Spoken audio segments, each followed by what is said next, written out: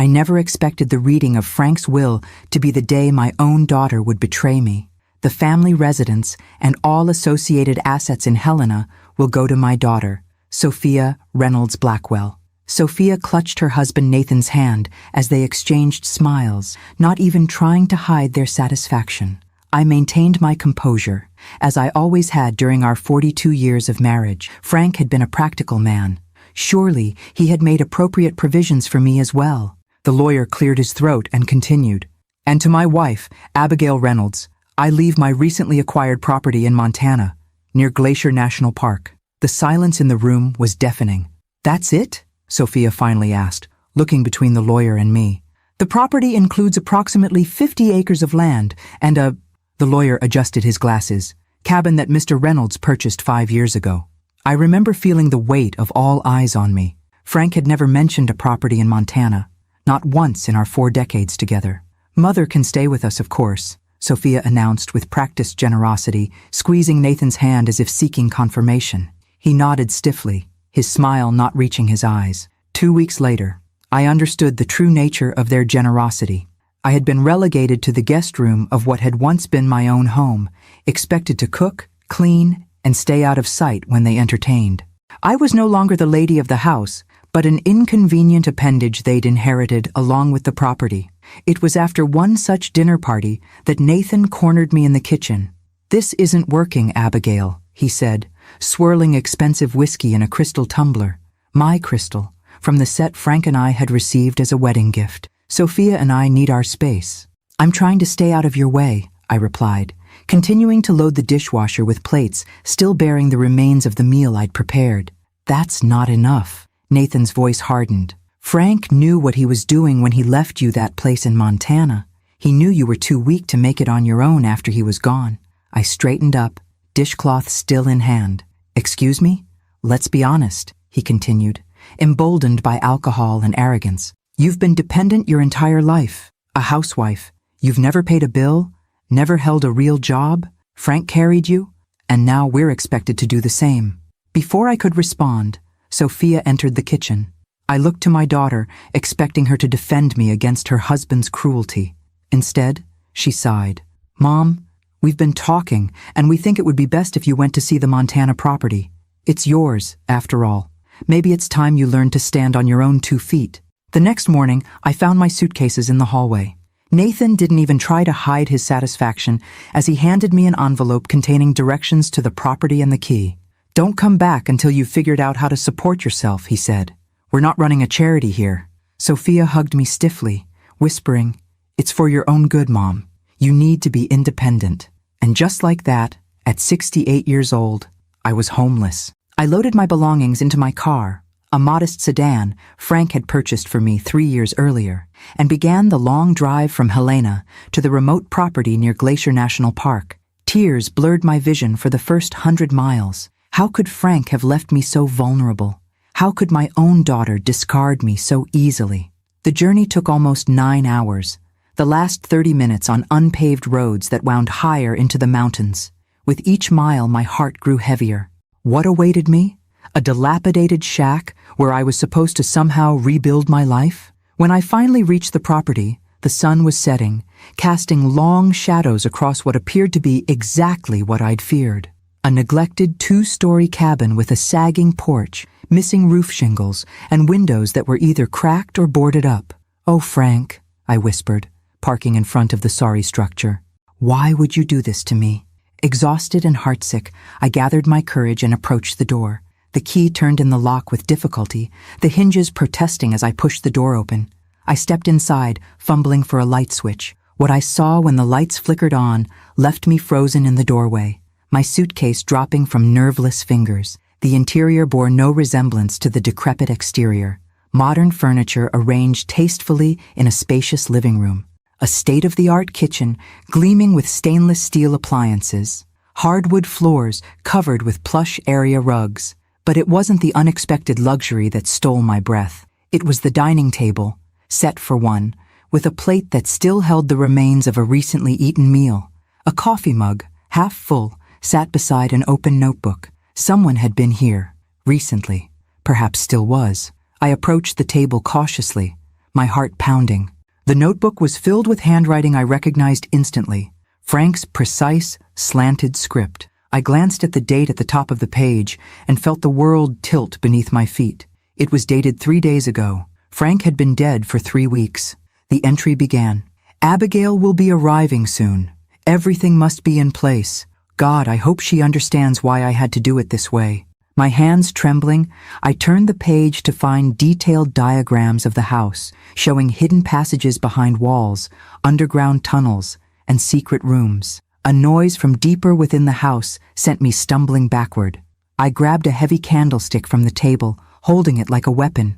"Hello?" I called, my voice unsteady. "Is someone there?" Silence answered me, broken only by the gentle hum of the refrigerator and my own ragged breathing. Moving cautiously, I made my way down a hallway, passing rooms that looked lived in, a study with papers spread across a desk, a bedroom with rumpled sheets. Men's clothing hung in the closet, Frank's size, but styles I'd never seen him wear. In the study, a bookshelf stood slightly ajar. When I pulled it, it swung outward on hidden hinges, revealing a narrow passageway. Inside was a room that looked like something from a spy movie. Walls covered with photographs, newspaper clippings, and maps. At the center, a desk held multiple computer monitors. Corkboards displayed surveillance photos of people I recognized, politicians, business leaders from Helena, and prominently featured Nathan. Pins and strings connected various documents, creating a web of relationships. Handwritten notes detailed financial transactions, offshore accounts, and what appeared to be evidence of money laundering on a massive scale. On the desk sat a sealed envelope with my name written on it. With shaking hands, I opened it and began to read. My dearest Abigail, if you're reading this, then you've found your way to the truth. I'm so sorry for the pain and confusion I've caused you. What I'm about to tell you will seem impossible, but I beg you to keep reading. I'm not dead, at least not in the way you think. 5 years ago, while conducting an audit for Blackwell Development, I discovered irregularities that led me to a conspiracy involving Nathan, several state officials, and a network of shell companies. They were laundering money from government contracts, skimming millions that should have gone to public infrastructure.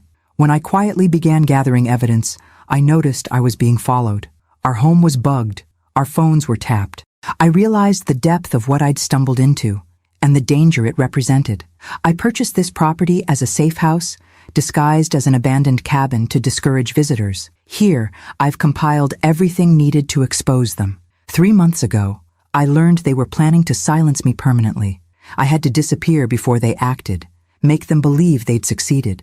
The heart attack was staged, the funeral a necessary deception. I couldn't tell you beforehand. Your grief had to be genuine for them to believe I was truly gone. I've watched you suffer, and it has broken my heart every day. Why leave you the cabin in my will? Because I knew they would force you out eventually. Nathan has always resented your presence. Sophia, I'm devastated to tell you, has known about her husband's criminal activities for years. She's involved, Abigail. Our daughter chose money over morality long ago.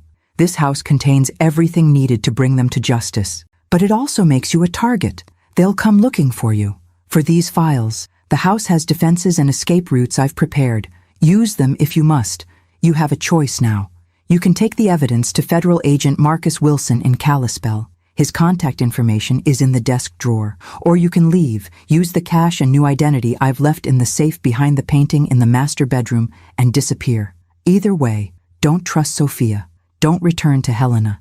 It's not safe. I hope to reveal myself to you soon, once I've ensured it's safe for us both. Until then, know that everything I've done for us. I've always known how strong you really are, Abigail. Much stronger than anyone, even you, has ever realized. With all my love, Frank. I read the letter twice, then sank into the desk chair, my mind struggling to process the impossible. Frank alive? Sophia complicit in criminal activities? Our entire life together, ending not with a death, but an elaborate deception. As shock gave way to understanding, I became aware of a sound outside. Car tires on gravel. I moved to the window and peered through the blinds to see headlights cutting through the darkness. 2 black SUVs had pulled up in front of the cabin. Men in dark clothing emerged, moving with purpose toward the house. "Don't come back until you've figured out how to support yourself," Nathan had said. Now I understood. They never expected me to stay here. They expected me to turn around and flee back to Helena after seeing the dilapidated exterior. Instead, I discovered their secret, and they had come to make sure it died with me. I closed the secret room, heart pounding as I considered my options. Run? Hide? Fight? My whole life I'd been underestimated. The quiet housewife, the supportive spouse, the doting mother. Even Frank, for all his professed faith in me, had kept me in the dark until now.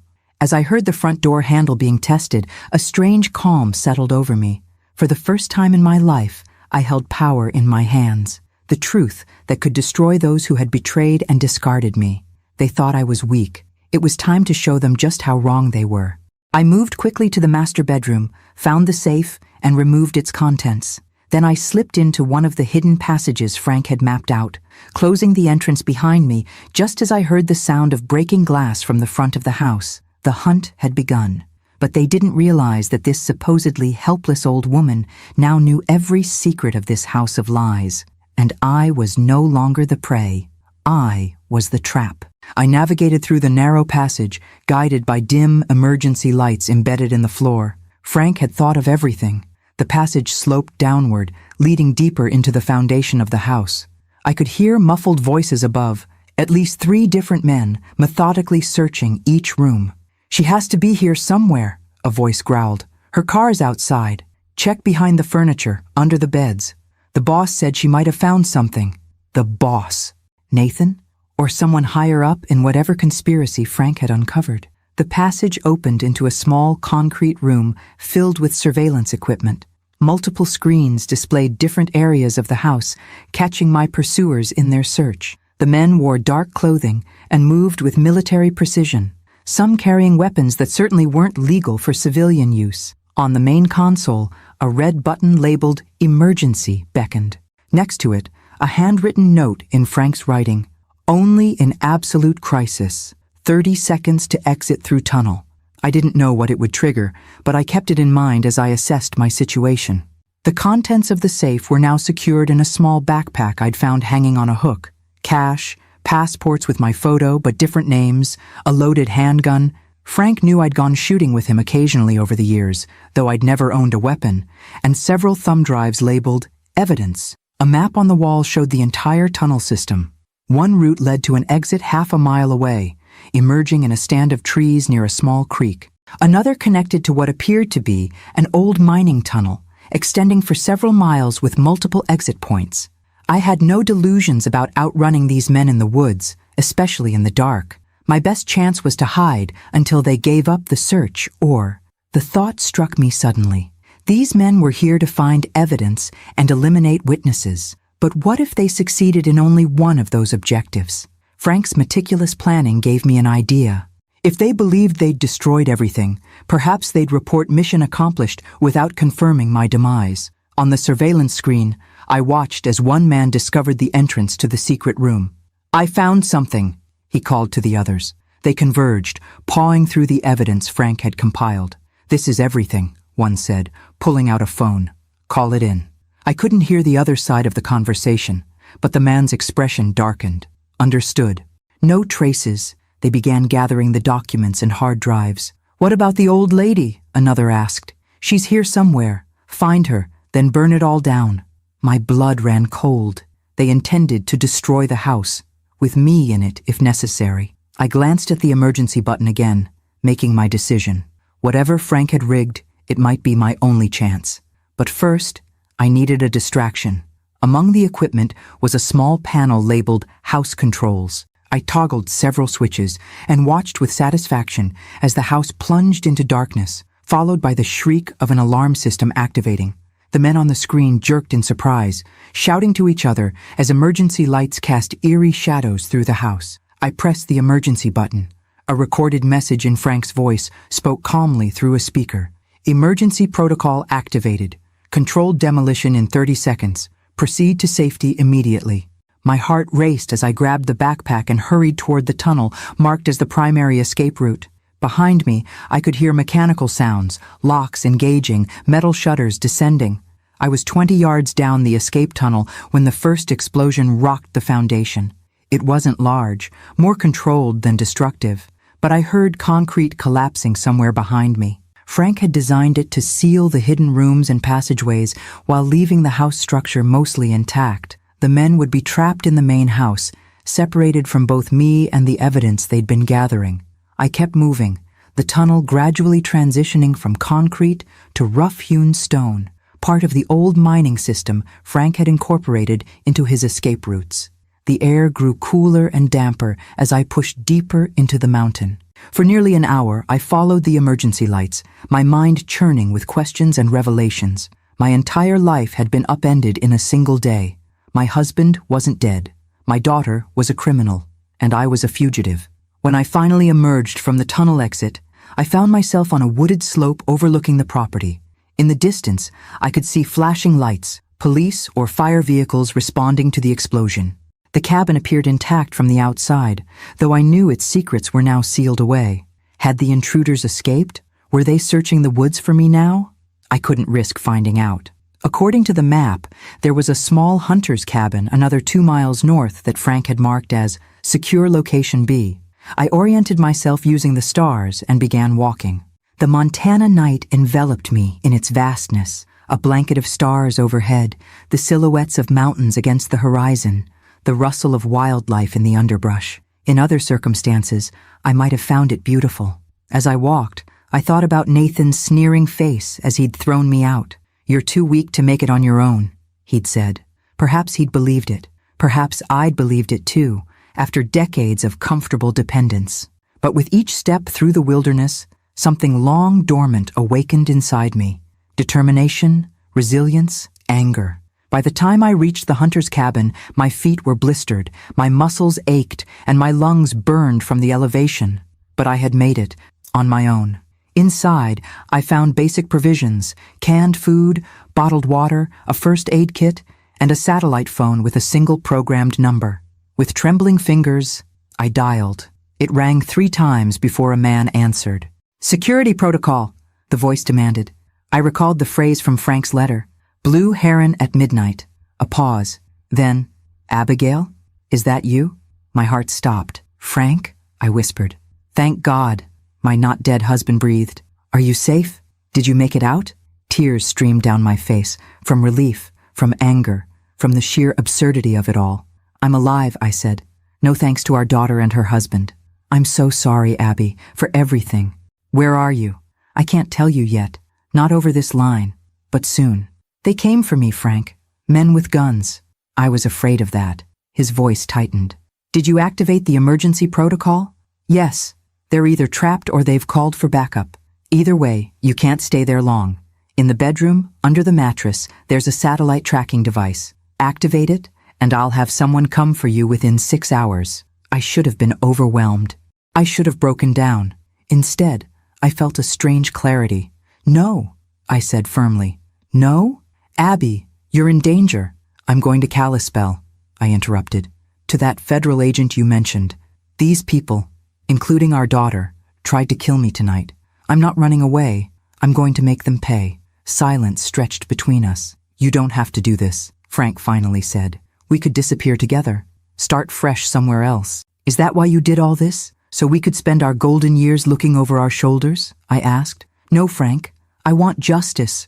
I want our life back." Another long pause. "You always were stronger than I gave you credit for," he said softly. "All right, I'll make arrangements. But please, be careful. These people won't stop coming."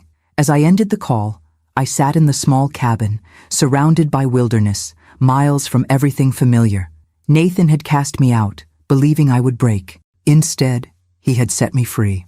Come morning, I would begin my journey to Kalispell, not as a victim seeking help, but as a woman carrying the weapon that would destroy those who had underestimated her. Let them keep hunting. This time, I would be ready. Dawn broke over the mountains, painting the sky in watercolor strokes of pink and gold. I had slept fitfully on the narrow cot, jolting awake at every creak and rustle from the surrounding forest. The satellite phone remained silent after my conversation with Frank. No further instructions, no warnings of approaching danger.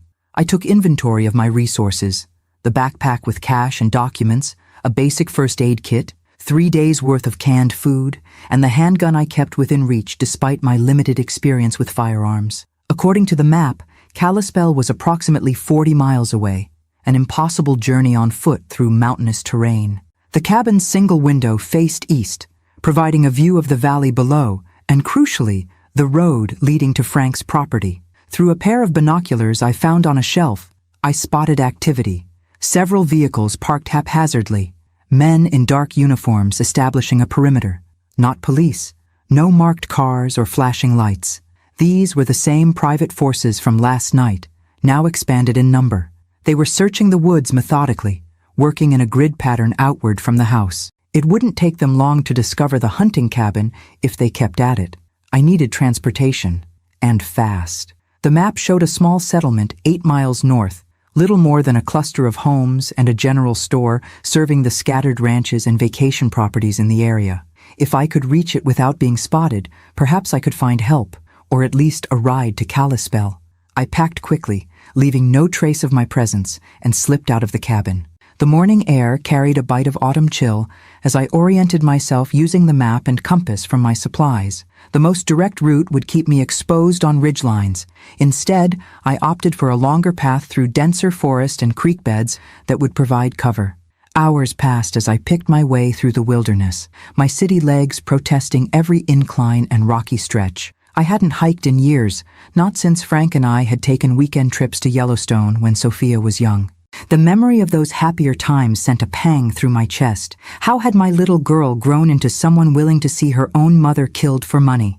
By midday, I reached a dirt service road that, according to the map, led toward the settlement. I followed it cautiously, ready to dive into the underbrush at the first sign of vehicles. The road curved around a reservoir, and suddenly the settlement came into view. A dozen weathered buildings clustered around a crossroads, with mountains rising majestically behind them. I adjusted my appearance as best I could, smoothing my hair and brushing dirt from my clothes before approaching.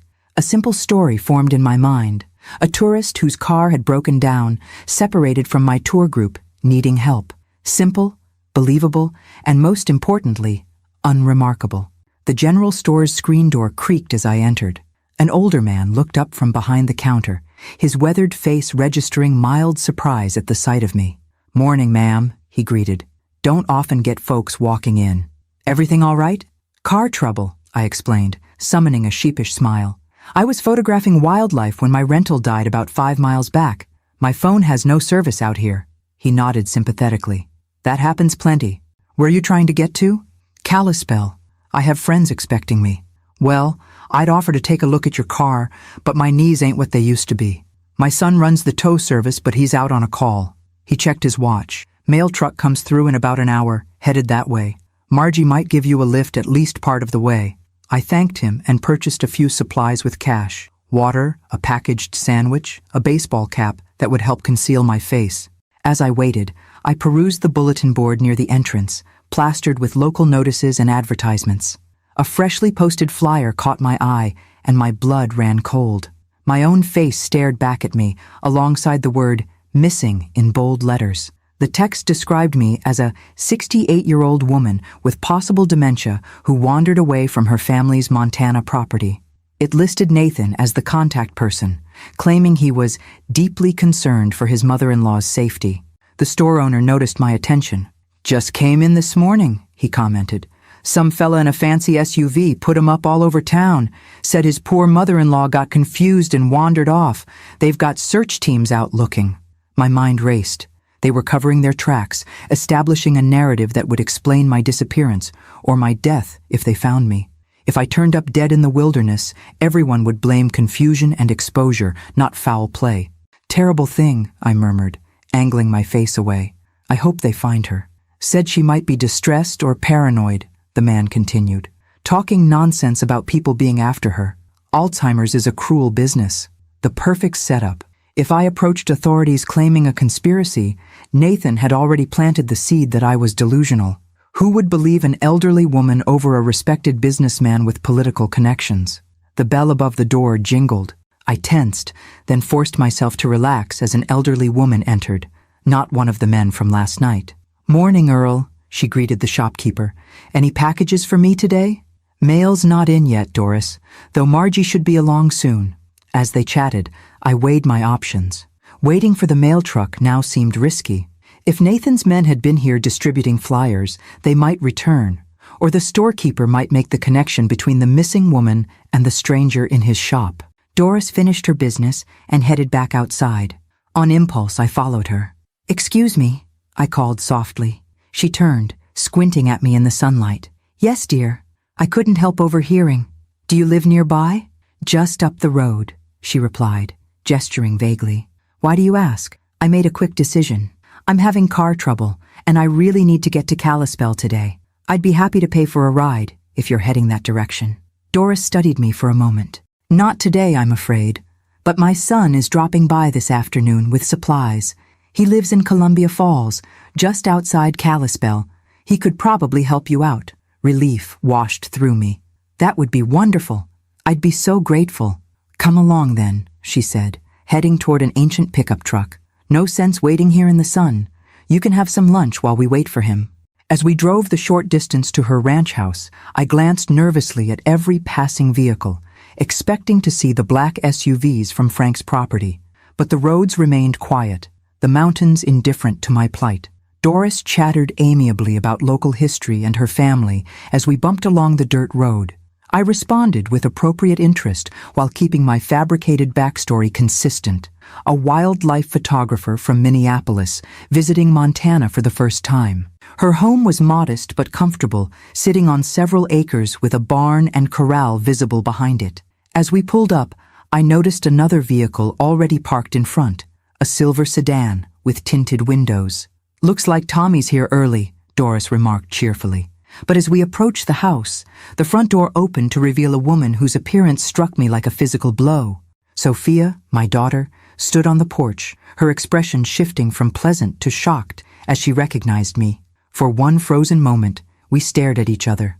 The daughter who had betrayed me and the mother she believed she had sent to her death. Then her hand moved to her purse, and I knew with cold certainty what she was reaching for.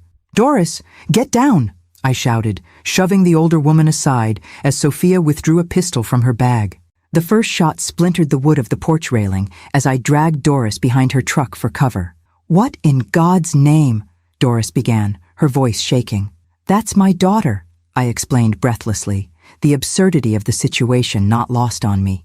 "And she's trying to kill me." In the distance, I heard the rumble of approaching vehicles, reinforcements, undoubtedly.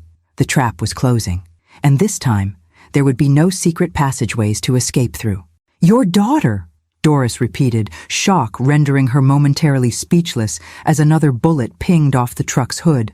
"Why would your daughter—" "It's complicated," I gasped, my mind racing. "Is there another way out of here?"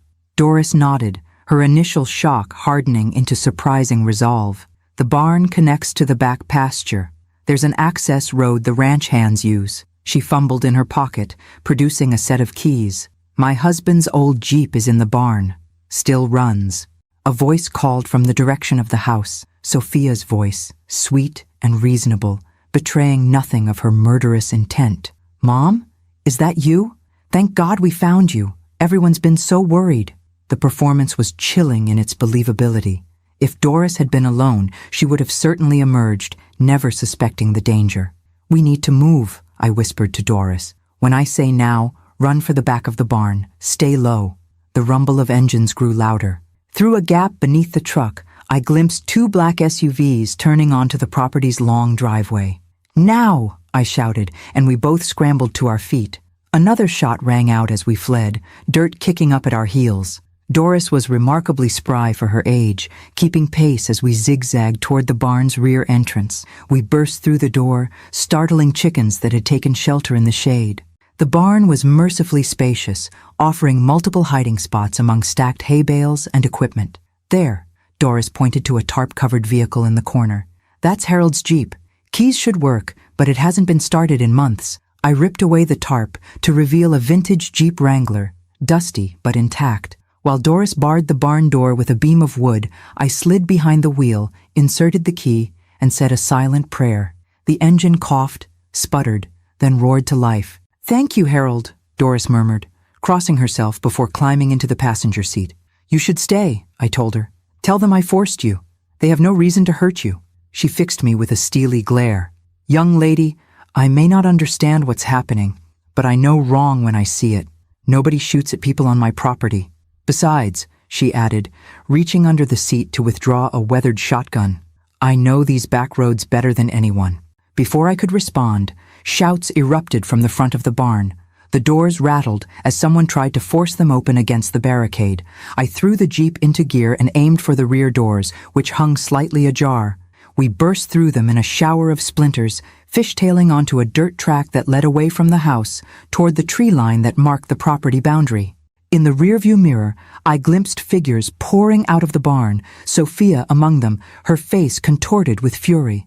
The black SUVs were redirecting, attempting to cut us off. "Left at the creek bed," Doris instructed, bracing herself as we bounced over the uneven terrain. "These logging roads connect all through these mountains. They'll never catch us if we stay off the main roads." I followed her directions, grateful for local knowledge, as we plunged into a labyrinth of unmarked dirt tracks that wound through dense forest. The Jeep handled the rough terrain admirably, though every bone in my body protested the jarring ride. "Now," Doris said once we'd put several miles between us and her ranch, "I think it's time you told me why your daughter is trying to kill her own mother." As we navigated the backwoods of Montana, I gave Doris the condensed version: Frank's discovery of corruption, his faked death, Nathan and Sophia's involvement, and the evidence that could bring down their entire operation. "So, your husband isn't actually dead?" she asked, her weathered face registering continued disbelief. "Apparently not, though I've only heard his voice on the phone." She shook her head. "And I thought the telenovelas I watch were far-fetched." Despite everything, I laughed, a sharp, surprised sound that felt foreign in my throat. "Trust me, I'm still struggling to accept it myself." "Where are we headed?" Doris asked as the forest began to thin, giving glimpses of a valley beyond. "Kalispell. There's a federal agent there who Frank said would help, a man named Marcus Wilson." Doris nodded thoughtfully. "I know a back way that'll get us close to town without using the main highway. They'll have people watching those roads for sure." As we emerged from the forest onto a ridge overlooking a vast valley, Doris directed me to pull over beneath the cover of several large pine trees. From this vantage point, we could see for miles, including a plume of smoke rising in the distance, back in the direction of Doris's ranch. "They're burning it," Doris said quietly, her voice thick with emotion. "My home." Guilt crashed over me. "I'm so sorry. I never meant to bring this to your doorstep." She squared her shoulders, though her eyes remained fixed on the distant smoke. "Been meaning to move closer to my grandkids anyway. Too many stairs in that old place." She turned to me, her expression hardening. "But now I'm invested in seeing these bastards pay." We continued our journey through increasingly rough terrain, the old Jeep groaning in protest as we forded shallow streams and climbed steep embankments. According to Doris, these routes were used primarily by local hunters and the occasional logger, invisible to anyone not intimately familiar with the region. By late afternoon, we began to see signs of civilization again. Scattered houses, then small clusters of buildings as we approached the outskirts of Columbia Falls, just east of Kalispell. "We should ditch the Jeep," I suggested. "They'll be looking for it by now." Doris agreed, directing me to a small diner with an attached motel on the edge of town. "My nephew manages this place. He's discreet and can give us a room to clean up and make some calls." The diner was nearly empty when we entered, just a few truckers nursing coffee at the counter. Doris's nephew, a burly man in his 40s named Pete, took one look at his aunt's disheveled state and ushered us immediately into a back office. "They burned down the ranch," Doris told him without preamble. "I need a room, no paperwork, and a secure phone." To his credit, Pete asked no questions, simply producing a key and a cell phone. "Room 12 around back. No one will bother you. You need anything else, Aunt Dee?" "Some food wouldn't hurt," she replied. "And keep an eye out for men in black SUVs asking questions." While Doris explained the situation to her nephew, I used the phone to call the number Frank had given me for Agent Wilson. It rang several times before going to voicemail. I left a cryptic message mentioning Frank's name and the cabin, providing the motel's information, then ended the call. In the small, dated motel room, I finally had a moment to properly assess my physical state. My reflection in the bathroom mirror was startling. A disheveled woman with wild gray hair, dirt-streaked face, and eyes haunted by a day's worth of life-or-death situations. Hardly the proper suburban grandmother I'd been just days ago. After a quick shower, I emptied the contents of the backpack onto the bed, examining each item more carefully now that I had proper light and time. Among the documents and cash was a small leather notebook I hadn't noticed before, filled with Frank's handwriting, names, dates, account numbers, and most importantly, details of meetings between Nathan, Sophia, and various government officials, all meticulously documented with photographs taped to the pages. The evidence was damning and comprehensive. Frank had been thorough, as always. A knock at the door sent my heart racing. I gestured for Doris to stand back as I approached cautiously, the handgun ready at my side. "Who is it?" I called. "Federal Agent Marcus Wilson," came the reply. "I believe we have a mutual friend." I cracked the door cautiously, the chain still engaged. A man in his early 50s stood outside, athletic build, close-cropped gray hair, and the unmistakable posture of law enforcement. He held up a badge. "Mrs. Reynolds, I'm Agent Wilson. Frank contacted me." "Frank called you?" I asked, not yet releasing the chain. "No, ma'am, but I received an alert when you activated the emergency protocol at the cabin. I've been working with your husband for months." I studied his face, searching for any sign of deception. "Prove you know Frank." A hint of a smile touched his lips. "He said you'd be cautious." "Good." He reached into his jacket pocket slowly, producing a photograph. "He wanted me to show you this if you questioned my identity." The photo showed Frank and me on our 30th anniversary trip to Santorini, a private moment on a cliffside at sunset that no one else would have had access to. I finally unlatched the chain. Agent Wilson entered, nodding respectfully to Doris before surveying our humble accommodations with a professional eye. "You've been through quite an ordeal, Mrs. Reynolds. I'm impressed you made it this far." "I had help," I said, gesturing to Doris. "And please, call me Abigail." He sat at the small table near the window, positioning himself to keep watch on the parking lot. "Frank has been feeding me information about Nathan Blackwell's operation for almost a year. We were building a case carefully, methodically, until Frank's death accelerated the timeline." "Why didn't you arrest Nathan months ago?" I asked, unable to keep the edge from my voice. "Before all this became necessary?" "Blackwell is just one piece of a much larger network," Wilson explained. "We needed to identify all the major players, the politicians, judges, business leaders. Moving too early would have allowed the bigger fish to slip away. Meanwhile, I was left in the dark," I noted bitterly, "grieving a husband who wasn't dead." Wilson had the grace to look uncomfortable. "That was Frank's decision. He believed it was the only way to protect you." "By making me a target?" I challenged. "By ensuring you weren't complicit," Wilson corrected. "If you'd known the truth, if you'd acted differently after his death, they would have suspected you immediately. Your genuine grief gave you protection, until they realized what Frank had hidden at the cabin." I absorbed this explanation, not entirely satisfied but understanding the cold logic behind it. "So what happens now?" "Now," Wilson said, "we move you to a secure location while we prepare to take down the entire operation. The evidence you recovered," he nodded toward the backpack, "completes our case. And Frank, where is he?" "In protective custody at a safe house in Idaho.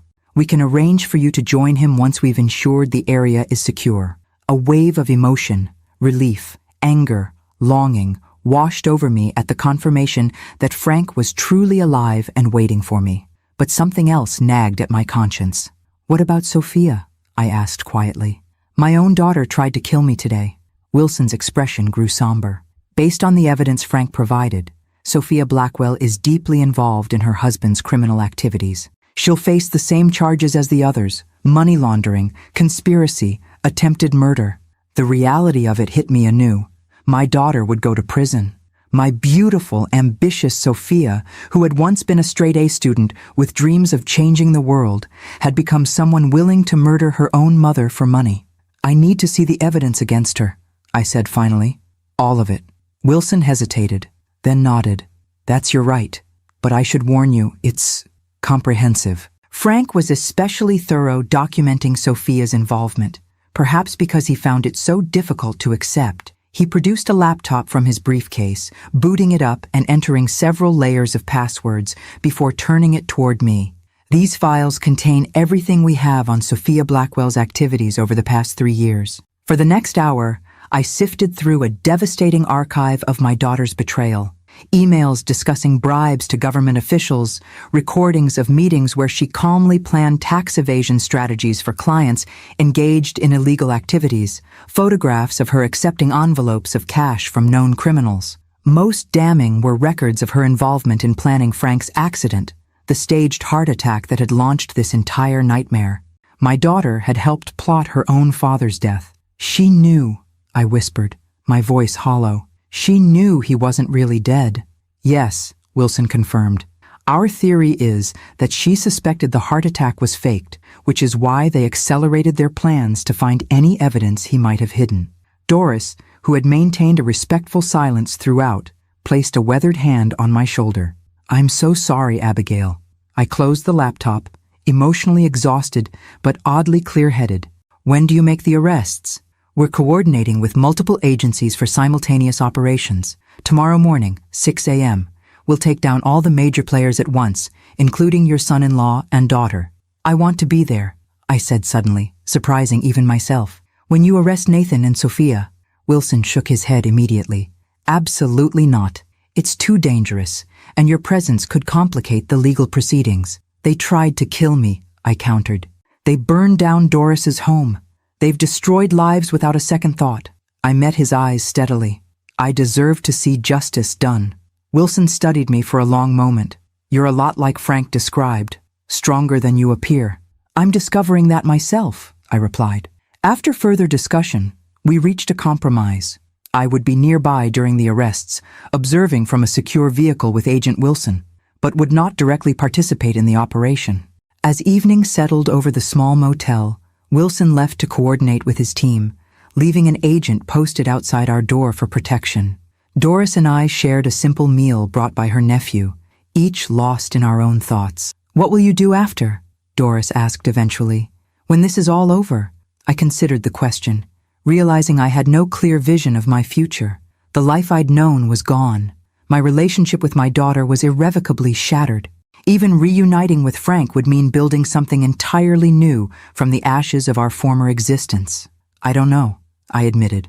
Start over somehow, I suppose. You could do worse than Montana, Doris suggested. Once you get past the people trying to kill you, it's quite beautiful. The absurd understatement startled a laugh from me. A genuine laugh that felt like the first crack in the wall of tension I'd been carrying since this ordeal began. I'll consider it, I promised, though perhaps a bit further from my current in-laws. As night fell, I lay awake in the unfamiliar bed, my mind replaying the events that had brought me here. Just days ago, I had been Abigail Reynolds, grieving widow and unwanted mother-in-law, a woman defined primarily by her relationships to others, deemed too weak to stand on her own. Now, I had evaded professional killers, outsmarted my murderous daughter, and helped preserve evidence that would bring down a criminal empire. The woman Nathan had dismissed as feeble had become the instrument of his destruction. Tomorrow would bring its own challenges, the painful spectacle of Sophia's arrest, the uncertain reunion with a husband returned from the dead, the daunting prospect of rebuilding a life at 68. But for perhaps the first time in my adult life, I wasn't afraid of the future. Whatever came next, I would face it with newfound strength. The house in Montana hadn't been a cruel final joke from Frank after all. It had been a crucible, one that had burned away my comfortable illusions and revealed something unexpected beneath. A woman I'd never known existed, a woman who could survive anything. Dawn broke with military precision. 5:30 a.m., and Agent Wilson was at our door, accompanied by a female agent who introduced herself as Special Agent Rivera. "Time to move," Wilson said, his demeanor all business. "We have a secure vehicle waiting." I dressed quickly in clothes provided by the FBI, dark pants and a navy windbreaker that made me look somewhat official, though the matching baseball cap felt like an unnecessary touch. Doris had arranged to stay with her nephew until it was safe to assess what remained of her property. "Be careful," she told me as we embraced, "and when this is all over, come back and visit. I make a mean apple pie." "I will," I promised, surprised by how much I meant it. In the chaos of the past days, I'd somehow found a friend. Agent Rivera drove, while Wilson briefed me in the back seat of an unmarked SUV. A bitter irony, considering similar vehicles had been hunting me just yesterday. "We're conducting simultaneous raids at multiple locations," he explained, handing me a bulletproof vest that I reluctantly donned at his insistence. "Nathan and Sophia's residence, their offices, several properties owned by their associates. Based on surveillance, we believe they're both at home this morning." "Our home," I corrected quietly. "The house Frank and I shared for 30 years. Wilson acknowledged this with a sympathetic nod. "You'll remain in the vehicle with Agent Rivera at a secure distance. I'll be with the arrest team." He hesitated, then added, "I should warn you, these situations can be volatile. If Blackwell and your daughter resist arrest, you'll do what's necessary." I finished for him. "I understand." We drove through the quiet streets of Helena as the city began to stir. Every familiar landmark felt alien now, as if I were seeing my hometown through a stranger's eyes. We passed the grocery store where I'd shopped weekly for decades, the library where I'd volunteered after retirement, the park where I'd pushed Sophia on the swings as a child, all settings from a life that now seemed to belong to someone else. Wilson's radio crackled with coded communications as we approached my neighborhood. Multiple vehicles were converging, agents preparing to execute the carefully orchestrated arrests that would dismantle Nathan's network in a single, coordinated strike. We stopped 2 blocks from my former home, close enough to observe, but far enough to remain safely removed from any potential conflict. Agent Rivera positioned the SUV strategically, giving us a clear view of the street while maintaining a discreet profile. "Team Alpha in position," came a voice over the radio. "All units ready." Wilson gave my shoulder a brief, reassuring squeeze before exiting the vehicle to join the arrest team. Rivera handed me a pair of binoculars. "Sometimes it helps to see things clearly," she said, her expression suggesting she understood my need for closure. Through the binoculars, I watched as FBI vehicles silently surrounded my home, agents taking position at all potential exits. The house looked exactly as I remembered. The carefully tended garden I'd planted, the porch swing Frank had built, the stained glass side panels I'd installed beside the front door as an anniversary project. It was surreal to see it transformed into a crime scene. The radio crackled again. "Execute, execute, execute." What followed happened with breathtaking speed. Agents rushed the property from all sides. The front door splintered under the force of a battering ram. Shouts of "FBI! Search warrant!" echoed across the once quiet street. Through the binoculars, I caught glimpses of movement inside, the blurry figures of agents securing each room, the startled faces of household staff being directed outside. Then Nathan appeared in the doorway, barefoot and wearing a bathrobe, his hands secured behind his back as agents escorted him to a waiting vehicle. Even at this distance, the shock and indignation on his face were unmistakable. The powerful man who had thrown me out of my own home now looked small and ordinary in the morning light. I waited, breath held, for Sophia to appear. Minutes passed. The radio buzzed with status updates from various teams. Bedroom clear, kitchen clear, basement secure. Then urgently, "We have a runner! East side, through the garden!" I adjusted the binoculars just in time to see a figure in dark clothing, scaling the back fence. Sophia, moving with desperate speed through the neighbor's yard. "Suspect heading toward Franklin Street," an agent called. Rivera immediately started our engine. "Hold on," she warned as we pulled away from the curb, circling the block to intercept. We rounded the corner just as Sophia emerged from between 2 houses, her panicked flight bringing her directly into our path. Rivera stopped the vehicle, blocking the street.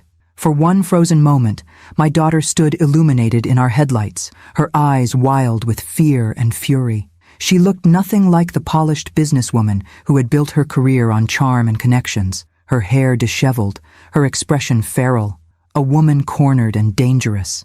Then she saw me in the passenger seat. Recognition dawned, followed by disbelief, then a hatred so pure it transformed her face into something unrecognizable. In that moment, I truly understood. The daughter I had raised was gone, replaced by a stranger willing to sacrifice her own parents for wealth and power. Sophia turned to flee in another direction, but agents were closing in from all sides.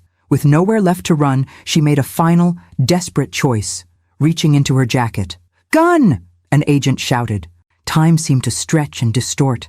I saw agents drawing their weapons, shouting commands. I saw Sophia's hand emerging with something dark and metallic. I heard Rivera beside me, calling for me to get down. In the chaotic seconds that followed, I closed my eyes, unwilling to witness what might happen next. The crack of a gunshot tore through the morning air. When I looked again, Sophia was on the ground, agents surrounding her. But she was moving, alive. The shot had been a warning, fired into the air. The object in her hand clattered to the pavement. Not a gun, but a phone, perhaps intended to look like a weapon in the heat of the moment. As they handcuffed her, Sophia's gaze found mine again through the windshield. No hatred now, just a hollow emptiness that somehow hurt worse than her anger. They guided her into a waiting vehicle. Her head bowed, the fight gone out of her. Rivera touched my arm gently.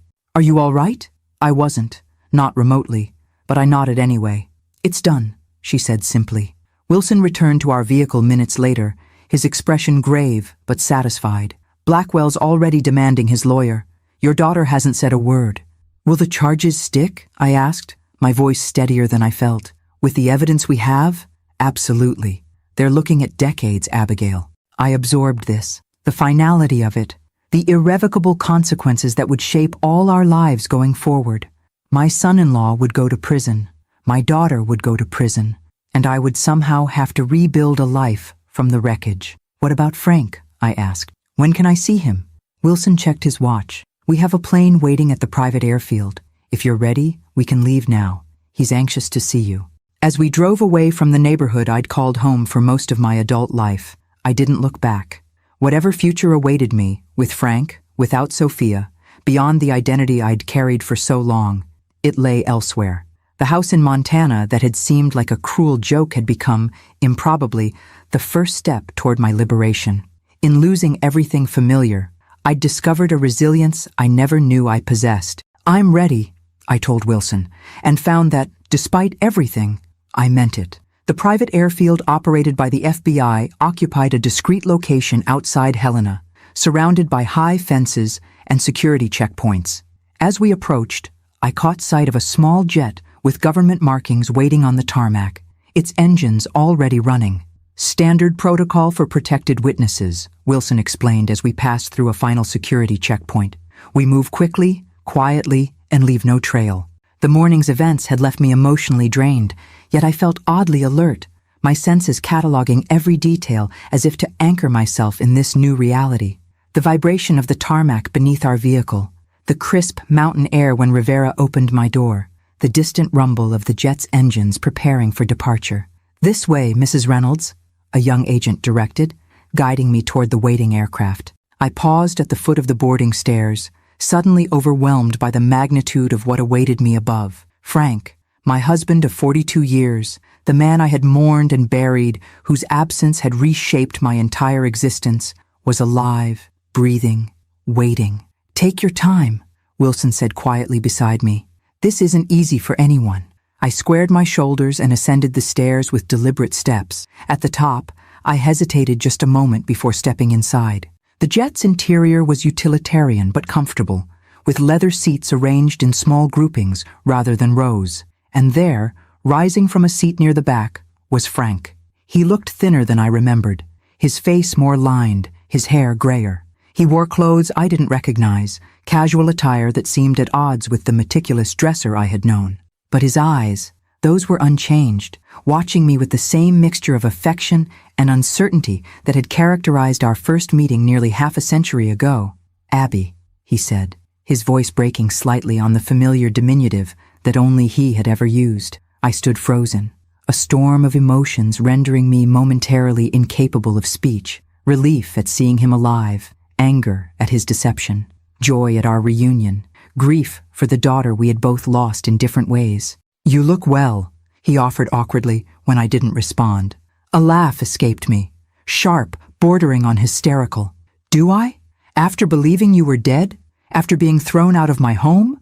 After discovering our daughter tried to have us both killed?" He flinched as if struck. "I deserve that, all of it. But please sit, let me explain." The agents discreetly moved to the front of the aircraft, giving us as much privacy as the confined space allowed. I sank into a seat opposite Frank, maintaining a deliberate distance between us. I'm listening, I said. Frank took a deep breath. It started 3 years ago with an audit I was conducting for the State Infrastructure Fund. Numbers that didn't add up. Contracts awarded to companies that barely existed. I traced the discrepancies to Nathan's firm, then to Nathan himself. He paused, pain flashing across his features. And eventually, to Sophia. Our daughter, I said. The one we raised to know right from wrong.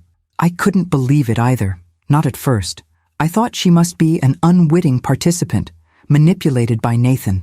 I gathered evidence quietly, planning to confront her privately, give her a chance to extricate herself before going to authorities. His expression darkened.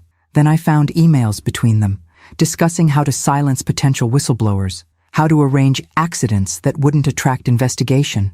And you decided to fake your own death rather than come to me, I said, the hurt evident in my voice. They were watching me by then. Our phones, our computers, even our house, all monitored. I couldn't risk telling you. He reached across the space between us, not quite touching me. I wanted to, Abby. Every day without you has been torture. While I grieved, I noted bitterly. While I cried myself to sleep, believing I'd lost you forever. It was the only way to protect you, he insisted. If they believed I was dead, you'd be safe while I gathered the remaining evidence. I never imagined they would force you out, that you'd end up at the Montana property so soon. The plan was to complete the federal case first, then bring you into protection before you ever had to face danger. The engines increased their pitch as the pilot prepared for takeoff. An agent approached briefly to ensure our seatbelts were fastened, then retreated again. Where are we going? I asked, suddenly realizing I had no idea of our destination. A safe house in northern Idaho near Coeur d'Alene, Frank replied. Just until the immediate legal proceedings are complete. After that, he hesitated. After that, we have options. Options, I repeated. Witness protection, new identities, starting over at 68, if necessary, he acknowledged. Though Wilson believes once the case is fully prosecuted, we might eventually return to some version of our former lives. Not in Helena, perhaps, but somewhere we could be ourselves again. The aircraft began to move, taxiing toward the runway. I watched the landscape of Montana sliding past the small window, wondering if I would ever see it again. You should have trusted me, I said finally, returning to the core of my hurt. After 42 years of marriage, you should have found a way to tell me the truth. Frank's eyes shimmered with unshed tears. You're right. I made a terrible mistake, thinking I was protecting you by keeping you in the dark. I underestimated you, Abby. I won't make that mistake again. The plane accelerated down the runway, pressing us back into our seats as it lifted into the clear morning sky. Below, Helena grew smaller, the familiar landmarks of my life diminishing to miniature versions of themselves before disappearing altogether beneath a bank of clouds. I saw her arrested, I said after a long silence. Our daughter. She looked at me with such hatred. Frank closed his eyes briefly, absorbing this fresh pain. I've spent months trying to understand how she became this person, where we went wrong. Maybe we didn't, I suggested. Maybe she made her own choices, just as we made ours. Does that make it easier? No, I admitted. Nothing about this is easy. As the plane leveled off, a strange calm settled over me. Not peace, exactly, but a kind of exhausted acceptance. The worst had happened. My life had been destroyed and remade in the span of a few days. Yet here I was, still breathing, still moving forward. Tell me about the cabin, I said, changing subjects abruptly. Why Montana? Why that specific property? A small smile touched Frank's lips. Remember our honeymoon? That road trip through Glacier National Park? You wanted to see every waterfall in the guidebook, I recalled, the memory unexpectedly vivid after all these years. We got lost and ended up in that tiny town with one restaurant and a post office. Evergreen, he supplied. When I needed a place that Nathan and Sophia wouldn't connect to us, I remembered how much you loved that valley, how you said it was the most peaceful place you'd ever seen. The thoughtfulness of this, that even in his deception, Frank had chosen a place with meaning to us, touched me in a way his explanations hadn't. The exterior disguise was necessary, he continued, but I tried to make the interior something you would love. The kitchen layout like the one you always wanted, bookshelves for your collection, even a small art studio in the back room. I remember how you used to paint before life got too busy. I hadn't discovered that room in my brief chaotic time at the cabin. The idea that Frank had created a space specifically for a passion I'd long abandoned revealed a depth of attention I hadn't fully appreciated during our marriage. "I'd like to see it again," I said softly. "Properly this time, without men with guns chasing me through the woods." Frank's expression brightened with cautious hope. "You would? Even after everything?" "I don't know what our future holds, Frank. I don't know if I can forgive the decisions you made without me. But I do know that cabin is the only property we still have, and it's the one place in the world that isn't tainted by Sophia's betrayal." He nodded, understanding the complicated truth in my words. "Then we'll go back, when it's safe. Make it a real home, if that's what you want." The plane continued its journey westward, carrying us toward an uncertain future. Between us, the space remained, filled with hurt, regret, and unresolved pain. But also, perhaps, the fragile possibility of reconstruction, not of the life we had lost, that was gone forever, but of something new, built from the hard-won wisdom of survival. The safe house in Idaho was a modest lakeside cabin, secluded enough to ensure privacy, yet close enough to civilization for necessary amenities. Unlike the Montana property with its deliberate facade of neglect, this place was well maintained, with a dock extending into the clear waters of Coeur d'Alene and mountains rising majestically in the distance. "You'll be comfortable here," Agent Wilson assured us as we toured the two-bedroom structure.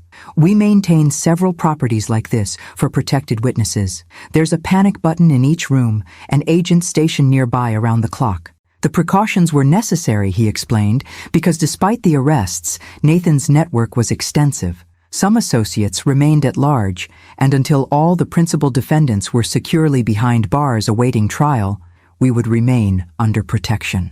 For 3 weeks, Frank and I existed in a strange limbo, physically together, yet emotionally distant, sharing space, but navigating around the chasm that had opened between us. We established careful routines that allowed for privacy and independence.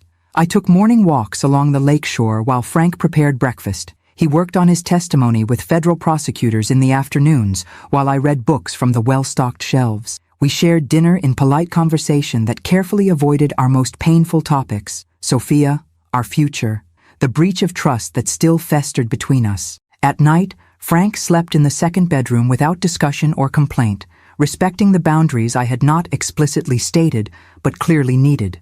The news from Helena arrived in careful, filtered doses through Agent Wilson.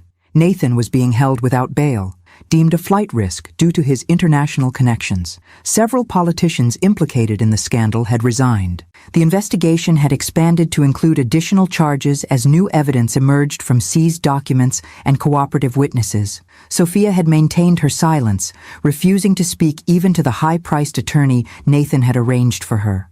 This detail, when Wilson shared it, pierced me unexpectedly. Even in her criminal alliance, my daughter remained the stubborn, determined person I had raised, using silence as resistance, just as she had during teenage disagreements decades earlier. On our 25th day at the safe house, Wilson arrived with news that shattered our careful equilibrium. "The preliminary hearing is scheduled for next week," he announced during his regular briefing. "The prosecution wants both of you to testify." Frank nodded, having expected this. "Of course, whatever they need." "Both of us?" I asked, the implications sinking in slowly. "You mean I would have to testify against Sophia?" Wilson's expression was sympathetic but firm. "Your testimony about the events at the Montana property and Doris's ranch would establish clear intent. It's crucial evidence of attempted murder." "She's my daughter," I said, the words carrying the weight of a lifetime of memories. Sophia's first steps, school plays, college graduation, her wedding day. "She tried to kill you, Abigail," Frank reminded me gently. "Twice." "I know what she did," I snapped, surprising both of them with my vehemence. "I was there, remember? While you were safely hidden away, I was the one being shot at, the one watching our daughter transform into someone I didn't recognize." The outburst released something that had been building in me for weeks, not just about Sophia, but about everything that had happened. "I need some air," I said, rising abruptly and heading for the door.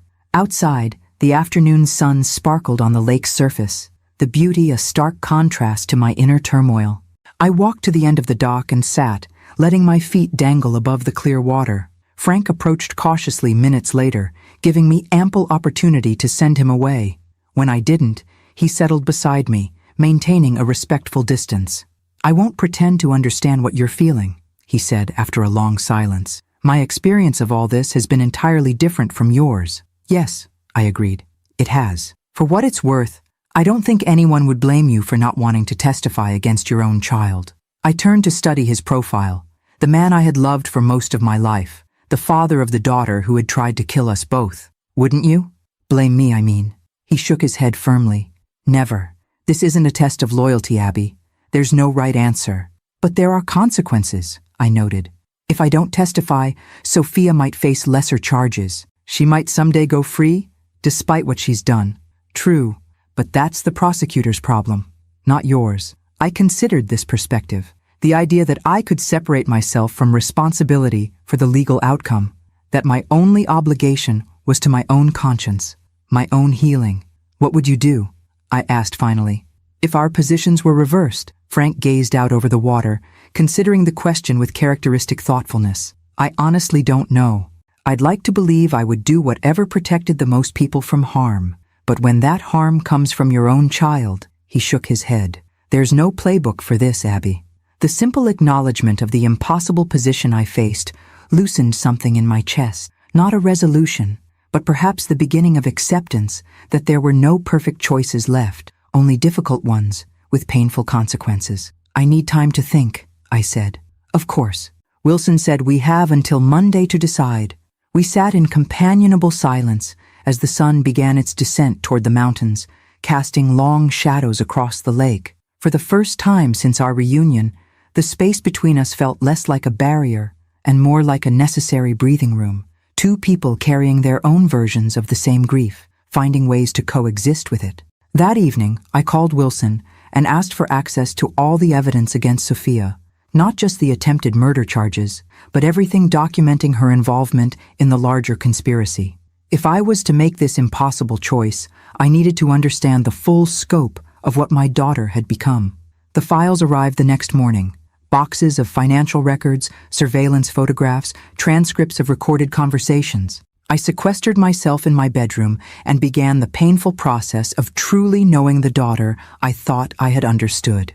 What emerged from those pages was a portrait of a woman I barely recognized, calculating, coldly ambitious, willing to sacrifice anything and anyone for wealth and status. The transformation hadn't happened overnight, I realized. The evidence showed a progression over years, beginning with small ethical compromises that gradually evolved into full criminal complicity. Most devastating were the transcripts of conversations about Frank and me, the casual way Sophia had discussed her father's removal, her irritation at my continuing presence in her house, her explicit approval of plans to ensure I never returned from Montana. In one recording, Nathan had asked if she was certain about taking care of your mother.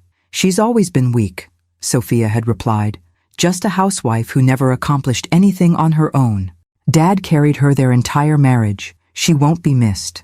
The words cut deeper than any physical attack could have, not just the callousness toward my life, but the fundamental misunderstanding of who I was. Had I truly raised a daughter who saw me as nothing more than an appendage to her father? Had I somehow failed to show her my own strength, my own value? By the time I emerged from my room the following evening, my decision was made. I found Frank on the porch, watching the sunset with a cup of tea in hand. "I'll testify," I said without preamble, "not out of vengeance or betrayal, but because it's necessary, because the truth matters, even when it breaks your heart to speak it." Frank nodded, understanding the weight of the choice. "You're the strongest person I know, Abigail. You always have been, even when neither of us realized it." For the first time since our reunion, I reached for his hand, bridging the physical distance we had maintained. "The prosecutor arrives tomorrow to prepare us," I said. "After that, we face whatever comes next, together." His fingers tightened around mine, a silent promise, a tentative step toward rebuilding. The sunset painted the mountains in gold and crimson as we sat quietly, two survivors contemplating the long road ahead, a journey through painful testimony, public scrutiny, and the slow, difficult work of reconstructing a marriage from its foundations. But for that moment at least, we were no longer alone in our separate griefs. And that perhaps was the beginning of healing. The Helena Federal Courthouse loomed before us, its stone facade austere against the autumn sky. 6 weeks had passed since our arrival at the safe house. 6 weeks of preparation, deposition, and the meticulous construction of the government's case against Nathan, Sophia, and their co-conspirators. "Ready?" Frank asked, as our escort vehicle pulled to a stop at the building's secured entrance. I smoothed the fabric of the navy suit the prosecution team had selected for me. Conservative, dignified attire meant to project credibility to the jury. As ready as I'll ever be. We were ushered through security and into a private room where the lead prosecutor, a razor-sharp woman named Elaine Martinez, waited with her team. "Mrs. Reynolds," she greeted me, "we're scheduled to call you after the lunch recess. Mr. Reynolds will testify tomorrow morning. Remember what we practiced. Stick to the facts, maintain eye contact with me or the jury, and don't let defense counsel provoke emotional responses." "And Sophia?" I asked. "Will she be present during my testimony?" "Yes, all defendants are entitled to face their accusers." Martinez's expression softened slightly. "I understand how difficult this is. If you need a moment at any point, just say so." The morning passed in a blur of preliminary court proceedings, motions from defense attorneys, arguments about admissible evidence, the judge's measured responses to each point of contention. Frank and I sat in a witness room, separated from the main courtroom, receiving periodic updates from a junior prosecutor assigned to keep us informed.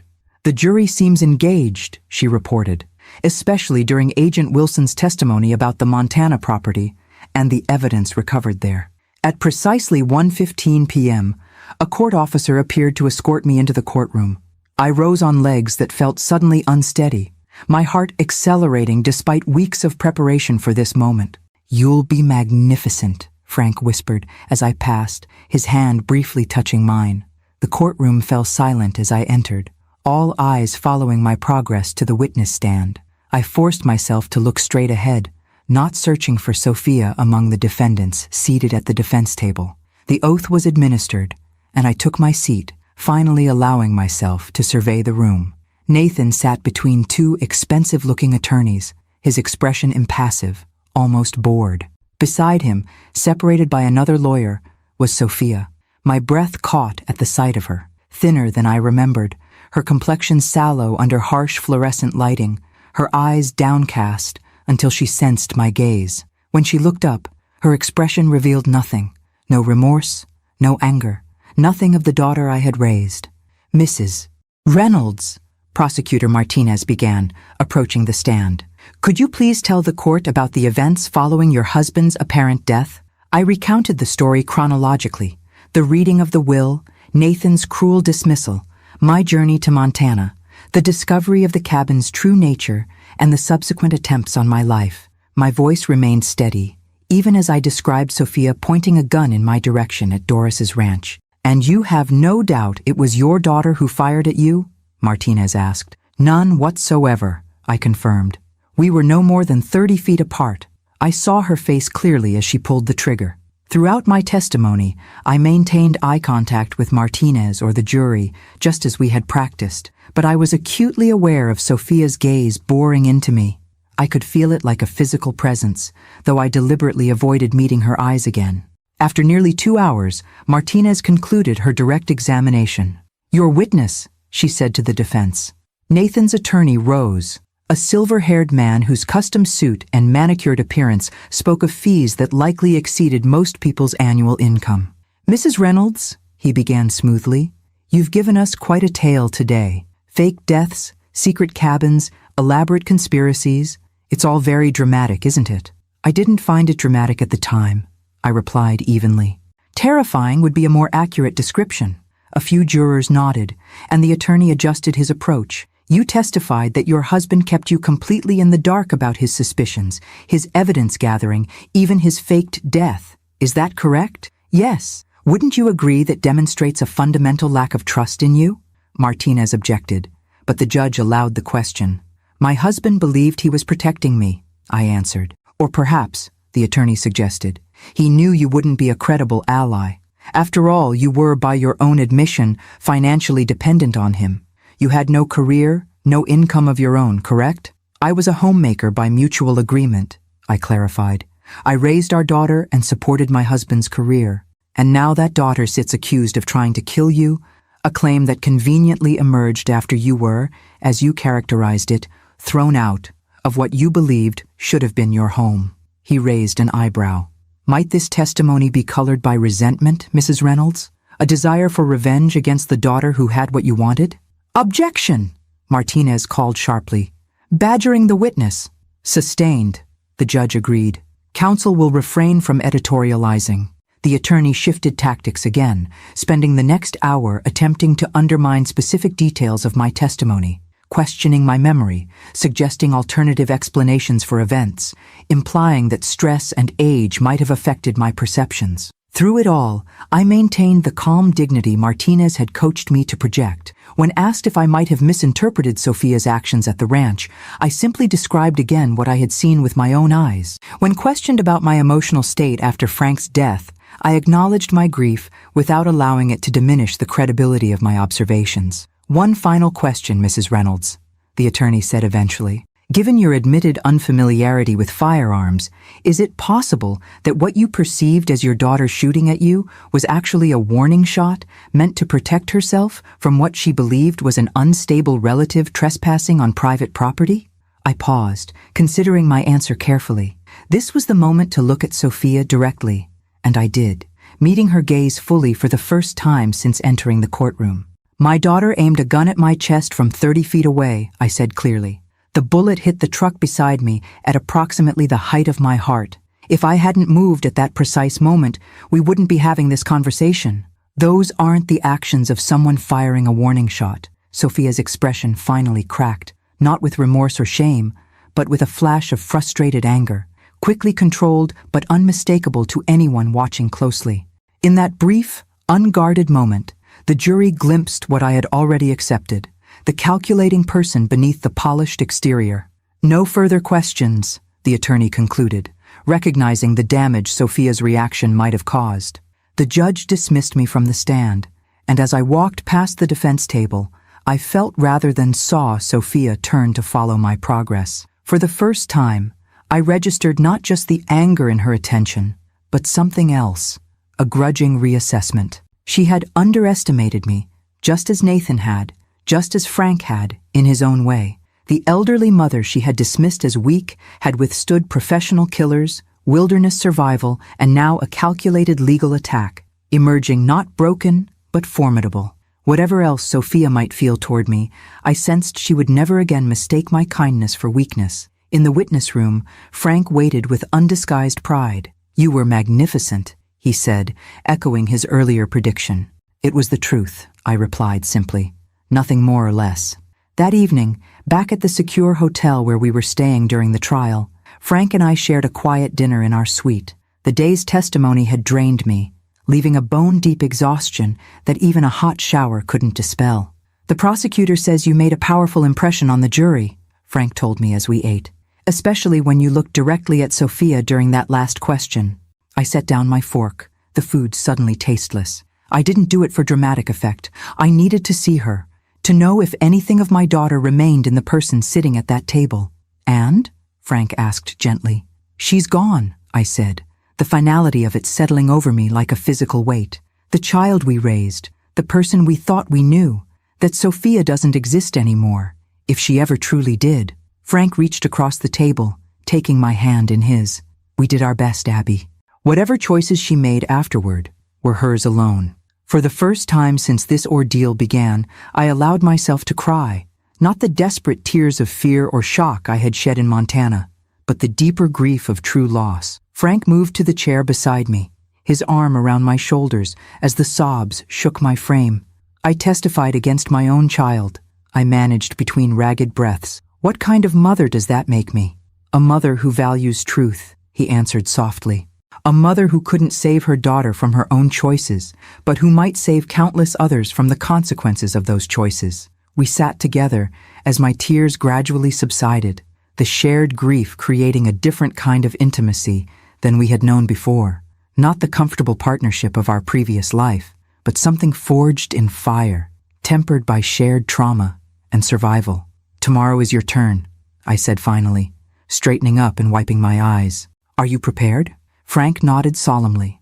As much as anyone can be to testify against their child. He hesitated, then added, I'd like you to be in the courtroom, if you feel up to it. Having you there would matter to me. It was the first time since our reunion that he had explicitly asked for my support, not assuming, not expecting, simply asking. The request, in its vulnerability, bridged something of the distance between us. I'll be there, I promised. Whatever comes next, we face it together. Outside our window, the lights of Helena glimmered, the city that had been our home for decades now rendered foreign by all that had transpired. Tomorrow would bring another day of painful testimony, another step in the long process of justice. Beyond that lay an uncertain future we had yet to define. But for now, this moment of connection, of shared grief and mutual support, felt like the first true healing in a wound that had seemed beyond repair. Winter settled over Montana as the trial stretched from weeks into months. Frank's testimony, followed by a parade of financial experts, former employees, and federal agents, painted a comprehensive picture of corruption that extended far beyond what I had initially understood. The conspiracy had tentacles in state infrastructure contracts, international banking, even defense procurement, a sprawling criminal enterprise disguised as legitimate business and politics. Through it all, Nathan maintained a facade of injured innocence, his attorneys arguing that he had been manipulated by unscrupulous associates, kept in the dark about the true nature of the transactions. Sophia's defense took a different approach, portraying her as a devoted wife who trusted her husband's business acumen without questioning the details. Neither strategy gained traction with the jury, who deliberated for just 3 days before returning guilty verdicts on all major counts. I sat in the courtroom as the verdicts were read, Frank's hand gripping mine tightly. When the judge announced Sophia's sentence, 27 years without possibility of parole, I felt nothing. No vindication, no relief, not even sorrow. Just a vast emptiness where maternal feeling had once resided. As the defendants were led away, Sophia turned, her eyes finding mine in the gallery. For one suspended moment, I thought I glimpsed something. Regret, perhaps, or simple recognition of what had been lost. Then her attorney touched her arm. She looked away, and the moment passed, leaving me to wonder if I had imagined it entirely. With the trial concluded, the immediate threat to our safety diminished significantly. Nathan's network had been largely dismantled, its key members imprisoned or cooperating with ongoing investigations. After consultation with federal authorities, we were released from protective custody with certain provisions, regular check-ins with Agent Wilson, security systems for any permanent residents, and the understanding that we would notify authorities before any major travel. What now? I asked Frank as we stood in the federal building after our final debriefing, abruptly facing a future neither of us had planned for. That's entirely up to us, he replied. For the first time in years, we're truly free to choose. Our options were surprisingly numerous. The federal government had frozen rather than seized our personal assets, once it became clear we were victims rather than participants in the conspiracy. The proceeds from the sale of our Helena home, which neither of us could bear to reclaim, provided substantial financial resources. We could relocate anywhere, start over in whatever fashion we wished. I'd like to see the cabin again, I said, surprising us both. The real cabin, not just the facade I glimpsed while running for my life. And so, as February blanketed the mountains in pristine snow, we returned to the property that had changed everything, the place where I had discovered both betrayal and my own unexpected strength. The cabin's exterior had been repaired, no longer presenting the deliberate appearance of neglect that had served as camouflage. Inside, with time to truly explore, I discovered the thoughtful touches Frank had mentioned, the kitchen designed to my preferences, the library stocked with my favorite authors, the art studio equipped with professional-grade supplies. You really did plan for me to join you here eventually, I observed as we toured the rooms together. It was always the end game, Frank admitted. Complete the investigation, ensure Nathan and his associates face justice, then bring you here where we could be safe together while the legal process unfolded. He sighed. Obviously, things didn't go according to plan. They rarely do, I noted, running my fingers along a bookshelf. But sometimes what happens instead is exactly what needed to happen. We spent a week at the cabin, settling into its rhythms, learning its quirks, discussing potential modifications that would make it truly ours rather than just Frank's vision of what I might want. The hidden rooms and security features remained, though hopefully never to be needed again. Reminders of our extraordinary journey rather than active necessities. On our final evening before returning to Coeur d'Alene, where we had temporarily based ourselves, we sat on the porch despite the cold, bundled in blankets, watching snow fall gently among the pines. "I think I could be happy here," I said, my breath forming clouds in the crisp air. "Not immediately, perhaps, but eventually." Frank looked at me with cautious hope. "You'd consider making this our home? After everything that happened?" "Strangely, this is the one place that feels untainted," I explained. "Our house in Helena is lost to us, not just physically, but emotionally. It's where Sophia betrayed us, where Nathan humiliated me, where decades of memories are now overshadowed by deception." I gestured to the snowy landscape before us. "But this place, this is where I found myself again, where I discovered strengths I never knew I possessed. It seems fitting to build a new life here, on that foundation." He nodded, understanding. "What would that life look like, do you think?" The question was gentle, open-ended, not pushing for reconciliation, not assuming we would simply resume our marriage as it had been before. In the months since our reunion, we had gradually reconstructed a relationship built on mutual respect and shared experience, but had carefully avoided defining what that relationship would become. "Different," I said honestly. "I'm not the woman I was before all this happened, Frank. I can't go back to being solely defined as wife and mother, content to operate in the background of my own life." "I wouldn't want you to," he replied. "I fell in love with that woman 45 years ago, but I admire the woman you are now even more." The simple sincerity of his words warmed me more than the blanket around my shoulders. "I think," I said carefully, "that I'd like to use that art studio. Really use it, not just dabble occasionally. I've been sketching again during the trial. It helps clear my mind." "You always had talent," Frank encouraged. "I remember those landscapes you did when we were first married. And I think I'd like to reach out to Doris," I continued, "see how she's doing with the rebuilding of her ranch." A smile touched my lips. "Maybe even learn to bake that apple pie she mentioned." "A painter and a baker," Frank mused. "What else?" I considered the question seriously. "I want to feel useful again, but on my own terms. Perhaps volunteering with literacy programs at the library in the nearest town, or mentoring women starting over after difficult circumstances." I shrugged. "I have experience with that now." "You'd be wonderful at it," he said, and I could hear the pride in his voice. Not condescension, not patronizing approval, but genuine appreciation of who I had become. We lapsed into comfortable silence, watching darkness settle over the mountains. The future remained uncertain in many ways.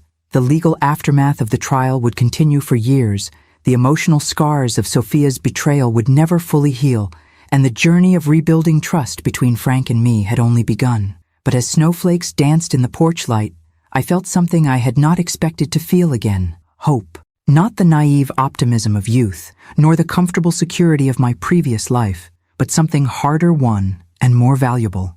The quiet confidence of a woman who had faced the worst and survived, who had discovered her own resilience when it mattered most. "I think," I said finally, reaching for Frank's hand beneath our blankets, "that this is exactly where we're meant to be, at the beginning of something new."